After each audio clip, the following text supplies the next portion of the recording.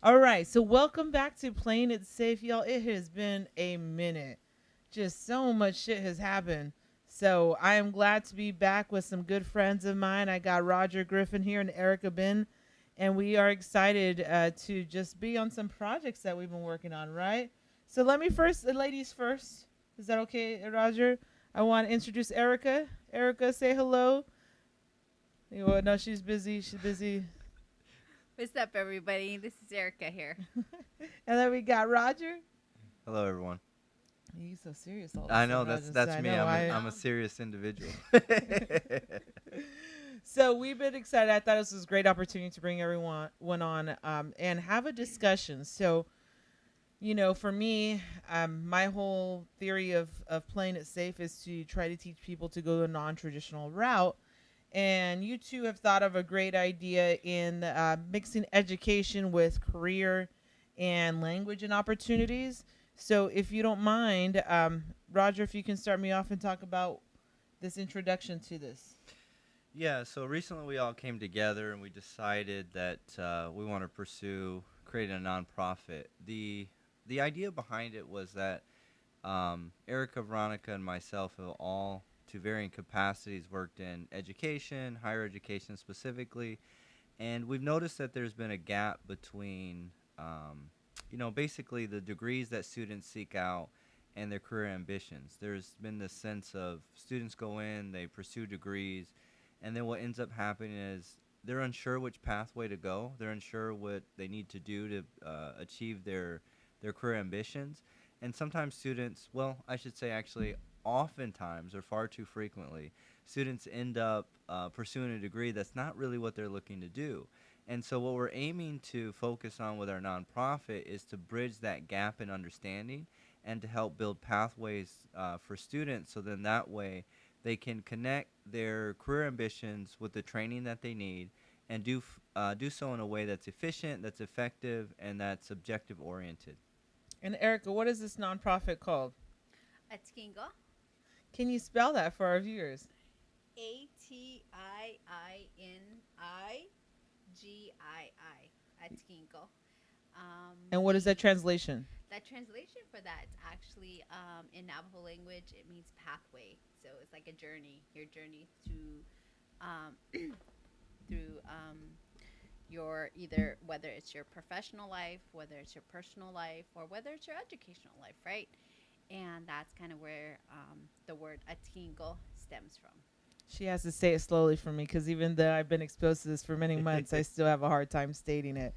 But this whole nonprofit is, well, first of all, the great thing about this nonprofit is that it's free. There ain't no deals or any marketing to be doing with the get it free and then we charge you later. It's just that this is a opportunity. First was for language. Is Hmm. that what was initial? So what languages, Erica, are we introducing? Yeah, it was actually initially we had started this to provide languages here to Southern California. Um, Between myself and Roger, we decided, we'll do language, and one of the language we decided to provide was the Navajo language, which is the Nebizod. Um, a lot of um, a lot of the natives here in Southern California, um, they want to, revert back to speaking their traditional language. And I've come across quite a few people actually, especially here in the LA County area, that are Navajo, but they don't have a connection or um, they don't know the language, right? Because they didn't grow up with it. They grew up here in the urban community. And where I come from, actually, I came from the rural community, which is on the Navajo reservation. And growing up, my parents only um, taught and spoke Navajo to us. So that was just always been my first language. So sometimes I always tell myself, English is my second language. um, but it was just kind of something for me to give back as well. Give back to the community, give back to some of my fellow Native people to learn the language or relearn the language. And that's kind of what we decided. And we also incorporated Nahuatl language as well, because a lot of our Mexican natives are going back as well to their native language. So, and I And that just stems from where?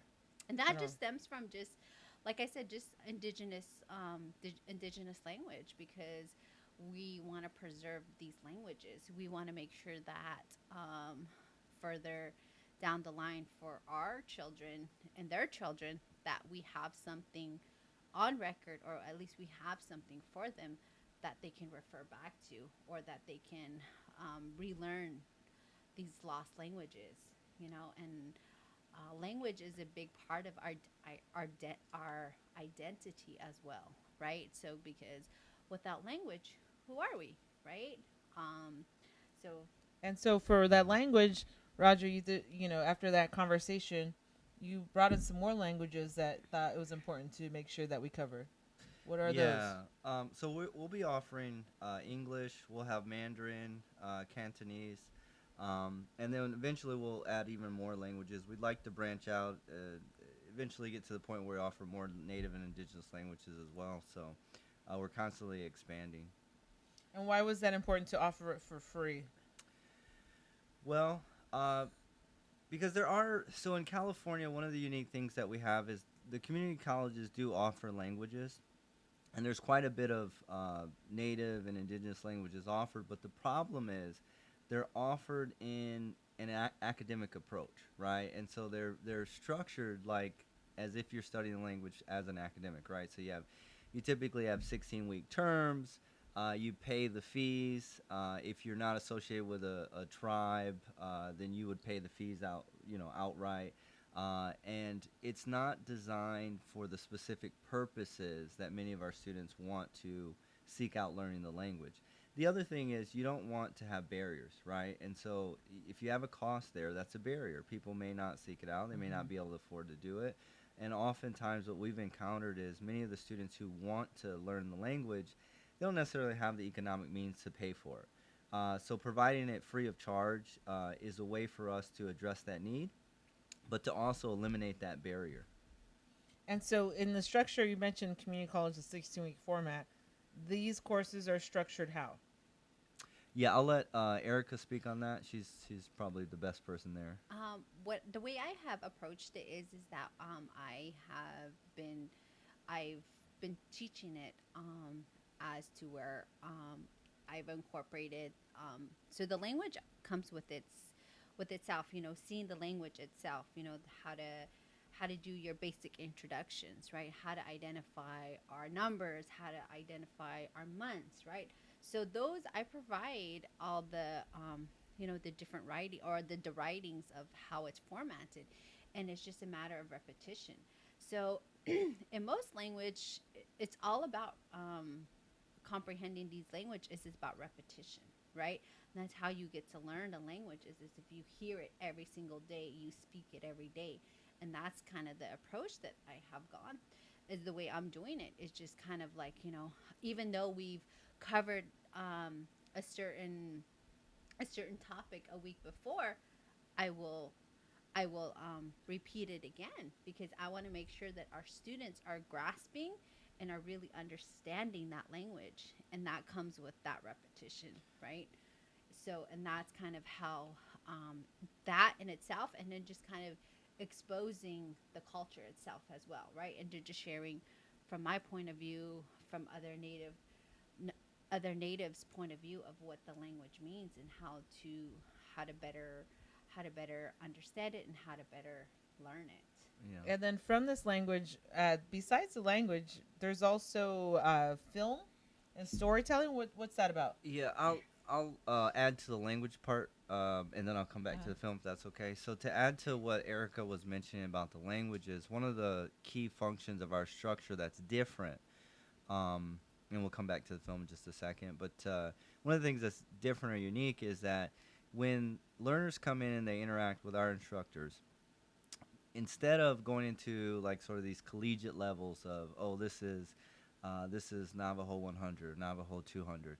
Instead, the instructors work with the students, see what background information they have, what knowledge, and then they figure out what their purpose is, what is their intent to learn with the language, and then they design the structure of the course to address the specific focus, goals, and objectives of the student, right?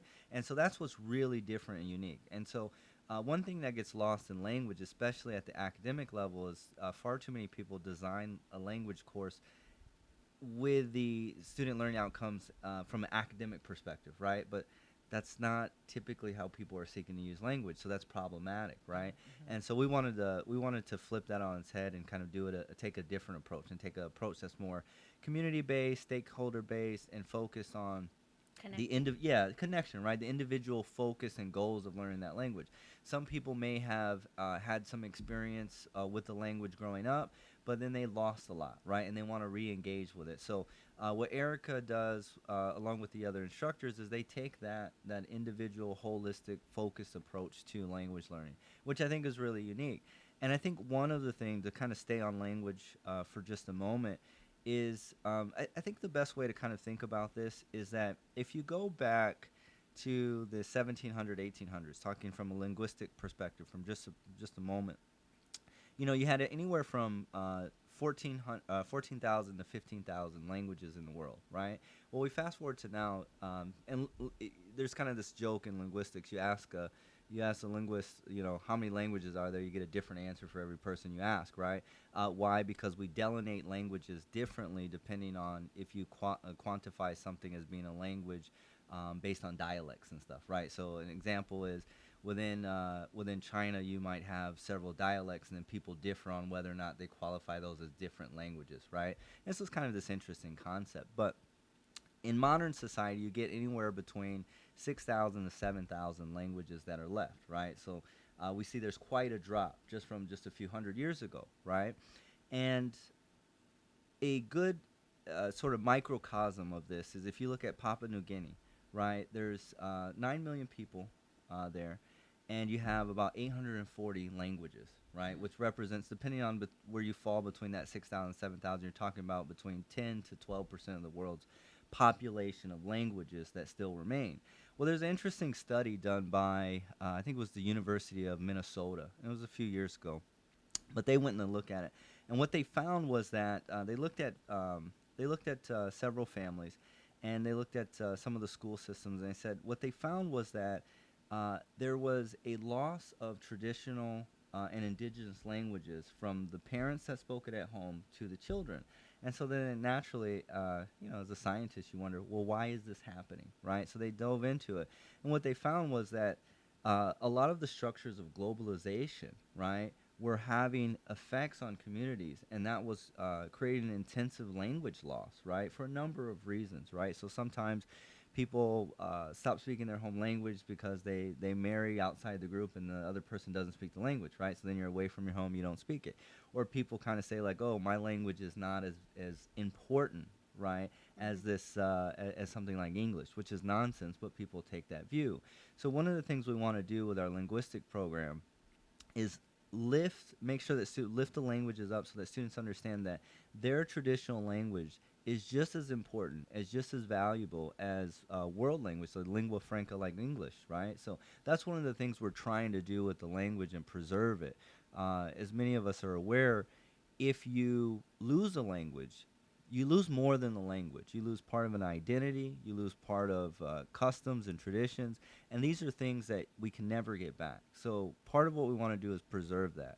And then I'm sorry I went off to a long digression with that, please but back to the film. But I wanted to make sure I touched on that because it's really key to understanding our linguistic approach. Well, and to the language, I know that in a lot of, whether they're different tribes or a lot of different areas, a lot of times that native language, only like 2 elders know it, and it's dying down, right? Yeah.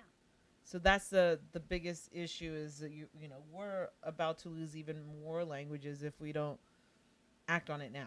Yeah, exactly. And then especially right now with the Navajo language, there is somewhat like 20% that only speak it right now fluently, right? And out of that 20%, it's going to even decrease more if we don't preserve it and we don't we don't share, and that's usually, and that's kind of my goal here, is to not is to share it with others, not just other natives or other Navajos that want to learn it, but with other people, other people that want to learn, that want to understand our culture, that want to understand who we are, right? And that's the foundation is language. If you're able to understand the language and get the language concepts of how we do things, then you understand who we are. So, and that's kind of, and that goes into what we are talking about, which is the film. Yeah, Right. speak up on the film. So, what we've decided was, with the film, we were doing a film project right now, and we want to incorporate. Just recently, a lot of, video, a lot of movies that are coming out. They want to do translations to Mm-hmm. indigenous languages, and that's kind of what we want to do. But in this case, we want to make sure we want to make a film that's all coming and that's all done in a native language, right? Because then that also preserves part of it, but it also talks about um, what we're going through, what we struggle through, right? And then we also are educating our younger generation as well of what it means, what how important this our language is, you know. So, and that's kind of why we decided, what we'll do film, and we will um, incorporate in our film and our storytelling, because with storytelling, that's where everything generates from as well. Is So, and those of you listening, it's not just that quick Google Translate, right? Because a lot of things when it's translated, it's Yeah. not translated correctly. Yeah.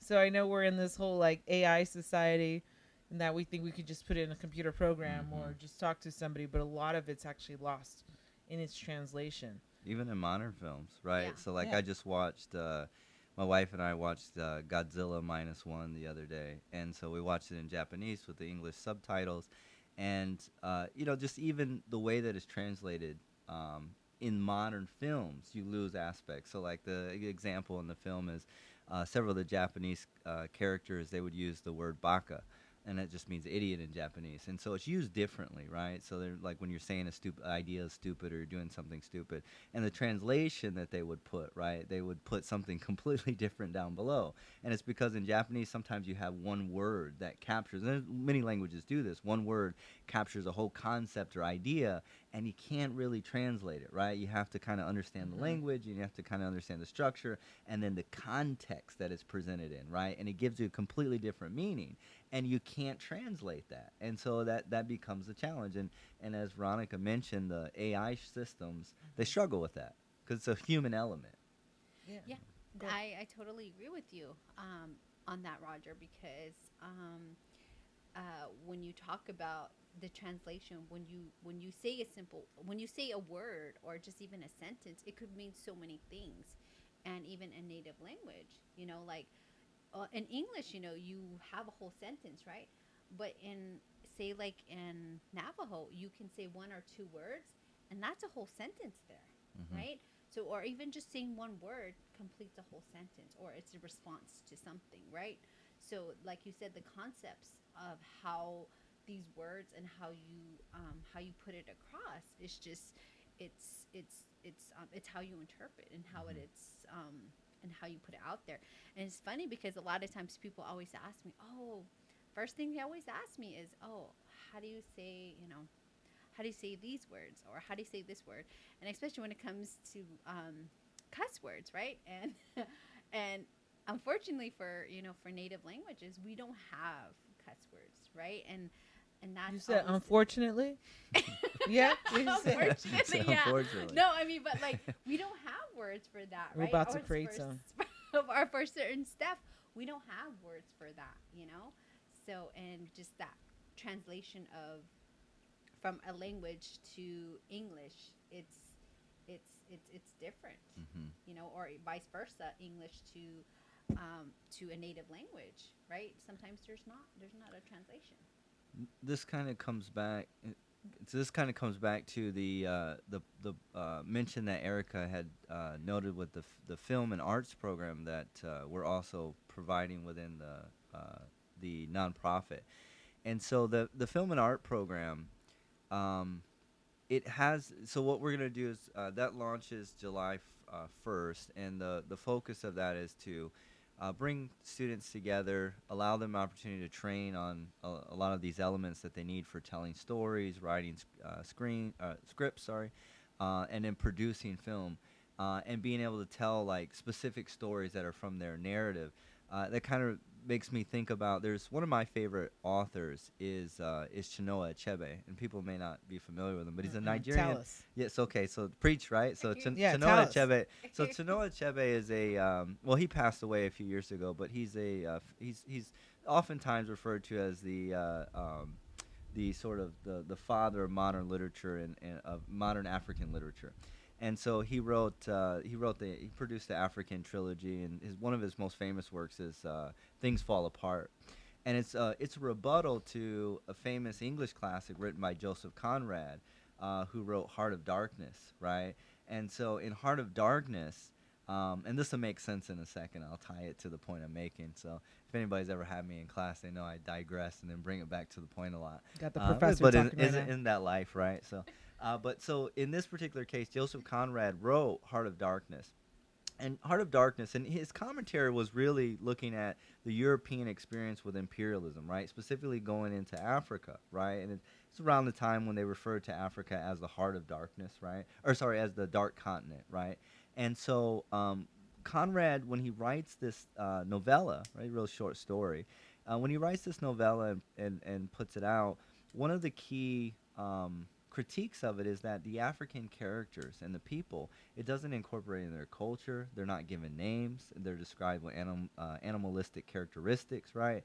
And so Chinua Achebe writes Things Fall Apart. I think it was published in the 1950s. And the story takes place around the same time as Joseph Conrad's Heart of Darkness, right? And what Achebe does is he makes sure that he presents African society from a holistic perspective, right? Saying like, hey, you know, there's good and bad things of all society, but he presents it in a way that you see the culture, right? You see that there's tradition. You see that you know, there's a whole lot of elements that you need to consider when you look at people. So you're given a different perspective, right? And so the reason that I mention that is because it highlights what another one of my favorite Nigerian authors. Her name is Adichie, Chimanere Adichie, and she wrote Half a Yellow Sun, which is about the Nigerian and Biafra Civil War, which happened in the 1970s. A lot of people are not aware there was a civil war in Nigeria in the 1970s. If you didn't know, late 60s and the early 70s this happened. And then she wrote Americana, which is about African experience in the United States and that disconnect between Africans, black Africans, and African Americans, right? Which is a whole nother thing. So she's a really good writer, but she gave a talk a few years ago on TED, and it was about the singular perspective, right? The singular narrative of a story. And so that's what we're looking to tackle in our film program, is to say, when people watch film, right, or they read books, or they engage in stories, if it's not told in our languages, if it's not shared from our perspectives, what happens, and this is what Adichie was saying, is you get a singular perspective, right? And she kind of joked in her talk about how, you know, when she was a child in Nigeria, she was writing and all, and she's a great writer. If you haven't read her books, please do. But she was writing, and all her characters, they drank things like root beer or things, or they had English names, right? Or they dealt with snow. And then her parents one day are like, "We don't have snow in Nigeria. Why are you writing about this in your stories?" And it's because she had a singular perspective, right? That's how she engaged with information and literature and stories. And so the film program is really designed to instead of putting students in the role of being passive observers of society, it's putting them in the driver's seat, right? They're telling their stories through their voice, and then the language program connects with that. So then the story is shared outwardly like that, right? Yeah, it's almost like it's telling their narrative, Mhm. right? And we all individually have our own narratives, right? We create our own narratives. We create what we want to, what we see, what we've experienced, right? And that's kind of what we want to produce out of this film, right? So therefore, our students can share that, and see what our everyday struggles are, right? Whether that's um, in um, rural communities or urban communities, right? So, and that's just it's a good way to also bring together communities and create communities as well. And I'm glad you both brought, the explanation of this, because you was anyone listening like, well, why would I even join that? Why would I want to learn that? So what we're with this nonprofit that we're working on, there's a career component Mm-hmm. along with the academic component, that there's a lot of coaching, and we're all here as mentors and assisting those coming in. But with the storytelling in that aspect is that there's a whole industry looking to make sure that we are correct. We are politically correct. We're telling the stories correct. We're translating. So this is it. This course, these courses, these certifications that you're going to be providing are actually going to give students a level up when they're applying, if they want to Mm-hmm. go into that. They can show that qualification, how we can, how they're certified, and how they've been able to make sure that they are communicating and explaining correctly with that Mm-hmm. aspect, right? And Yeah. I'm bringing that up because that's important. Like, well, why are we offering that besides just learning? Yeah. It can translate to the next part of this, which is more of career. There's a Mm-hmm. lot of career services being offered through. Through language, film, through Atingo. Yeah. And it connects to this. We were talking earlier off, I guess off mic, we'll say, right? Mhm. So we were A talking lot of earlier. talking. Yeah, there was. Yeah, we were doing a lot of talking. So there was, and eating, I guess. So there was, right. So part of the human experience is a lot of us come together, and you have conversations over food, right? I think that's a common human element across cultures. But in all seriousness, there was I think it was 2019 white paper that we were discussing earlier that was produced out of a education-based Washington D.C. think tank. Right. One of the things they found, and Veronica's probably the best position to speak on this, but one of the things that they mentioned, which is all of us in higher education have known for a long time, is that there's been this long disconnect between students come into the university, they work with academic advisors on a pathway for their major, right? But then a lot of colleges and universities provide career services, but students don't utilize their services, right? And depending on the institution, the numbers are really low. Sometimes they're single digits. At the most utilized institutions, they might get close to 20%, right? And so what they were finding, and what the report said, and what pretty much anybody in higher education could tell you, is that students don't use the career services. And in one of the things too is they don't use it in tandem with the academic advising, right? So then you have a disconnect. Students think they need a particular major, they go do that major, and then they try to go do a career that they thought the major was going to prepare them for, only to find out, well, this is not actually what you needed, and you don't have the skill sets, right?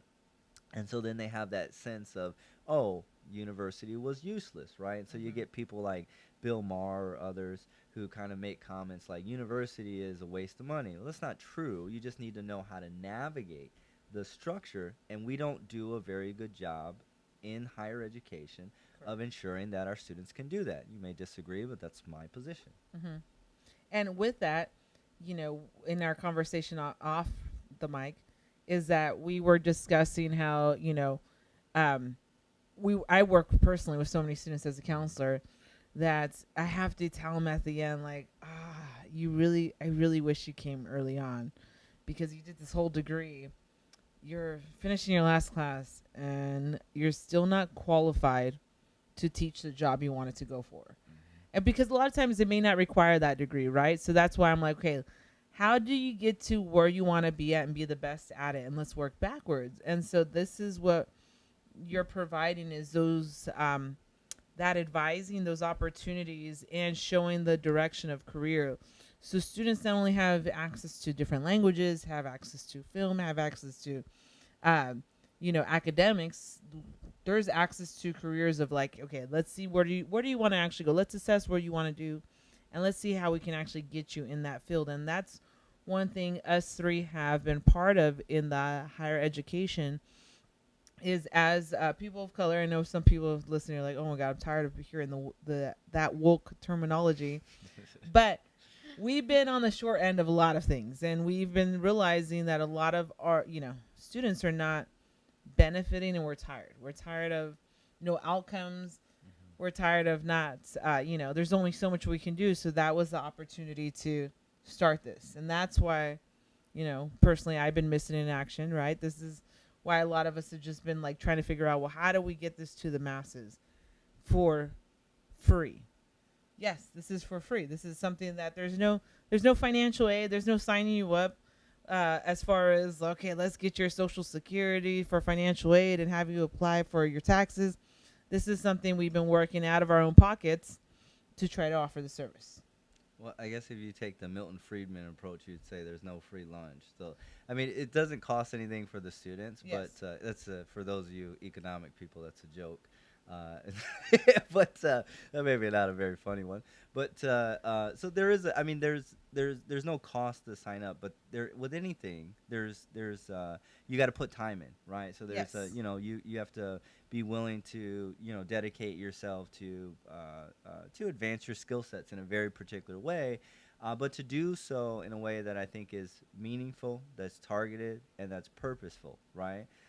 Rather than just kind of going blindly into something Mm-hmm. and just kind of hoping that that's going to lead to your outcomes. And that's really kind of at the essence of what many college graduates are struggling with right nowadays is they come out and they're right in the rat race and they go, well, I don't really have the leg up that I thought I would get. And quite the opposite. Sometimes they have a lot of debt, right? And then they're Mm-hmm. looking, oh, okay, I did this degree, but I need to go now focus on these skill sets. And as Veronica mentioned, sometimes they didn't even need the degree, right? But you have a whole Now you're industrial complex. $100,000 in debt, Yeah, and. yeah, but there's also like a higher education industrial complex that no one talks about, right? Like schools want students to come in and take degrees because it is an industry as well, right? Yeah. And sometimes there's not the, and I think sometimes people don't they don't talk about that. Not Yeah. sometimes they don't really talk about it at all. You can talk about other industrial complexes, but not the higher education. It's just not really talked about. Yeah, and we're looking for students, right? And you're saying, well, there is that investment of time, and some of you listening are like, hey, okay, it's free. Well, what's the catch? For us, for those of you listening, that we've been taking donations for to continue paying our instructors that teach language. We're working. We're trying to get all the grants we can. We're trying to figure out how to make this system work for students, for individuals. Not even when we say students, we're talking about you'll becoming our students, but anybody listening is talking about any person that wants to try to make that change for themselves, feel there's something missing. This can be an opportunity. Mm-hmm. So, with that said, as we start talking towards the end, how can people connect with us? Erica, how can people connect with us? Well, they can connect with us through our website at atingo.com. And we have our contact information is there. There's an intake form that you can put your name and number and your contact information, and then we can reach out to you. And I'm gonna put that website in the podcast, as in the link, so you can see that there. And there's going to be more conversations with us three to come, because we're really looking at how we're all three of us are very extremely familiar with traditional and non-traditional routes, and so we've been seeing that there is a disconnect. And through this whole process, one of the outcomes that we want to also have is like how to coach you through jobs and interviews. And we've all been on the hiring committees as well, and we see that disconnect, that we see the difference between individuals versus if they've had opportunities to apply and interview before and not. So we're trying to offer a lot of services within one. Anything else you want to add, Roger or Erica? No, I think you hit every point. So Yeah, Go ahead. no, I think you pretty much hit everything, Veronica, and just want to thank you for having us, myself and Roger. No, you guys can't thank me. I'm gonna make you come back a lot. So as always, so we're trying to, if you're listening, you feel there's an opportunity, or you're just trying to see what's out there. As long as you're willing to invest time, and time is usually once to twice a week, once a week for sure. How is this offered? Right? We didn't even talk about it. Oh, yes, yes. So we offer, so I offer our Navajo language class once a week, which is on a Wednesday from 6 to 7. Hmm. Then we Pacific also, time.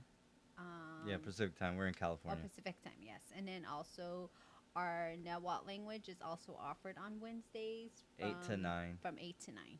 And other Yeah. languages will be.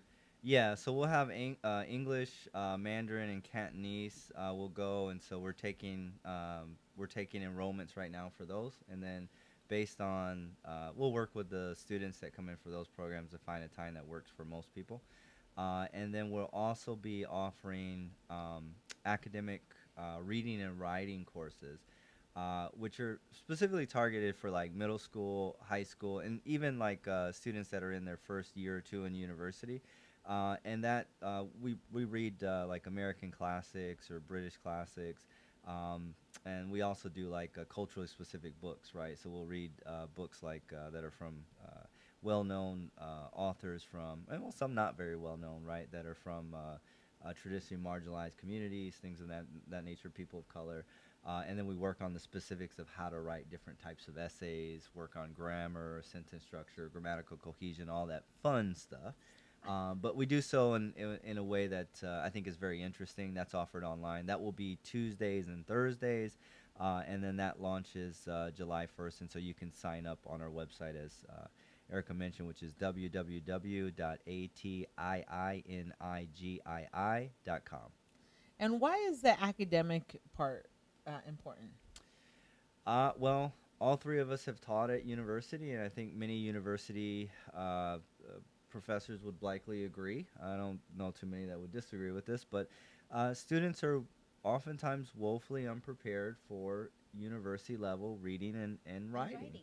And that's not to say that students don't have the abilities, because they do, but the problem is there's some fundamental flaws with the way we're preparing students overall. And I don't think that's not a knock on educators in K through 12. It just means that we need to work on our system and our structure. And so the benefit of that is students can get extra support. They can read books that are interesting, right?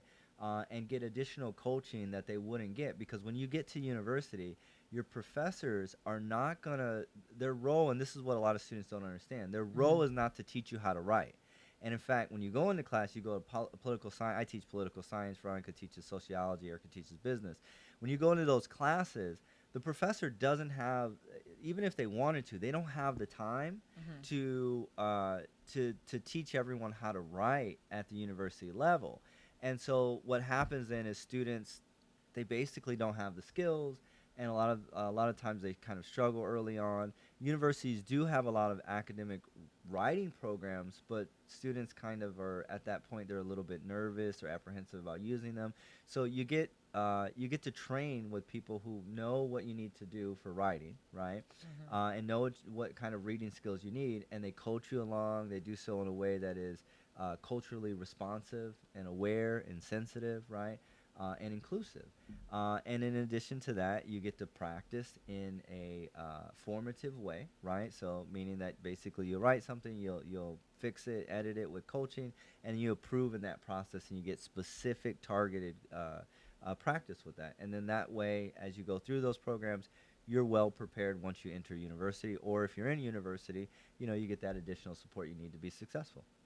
And with that being said, I just want to clarify. So, for those of you listening, even if you're on that first or second year of returning to college, so it goes to all ages, right? Because people come back at different, times of their life.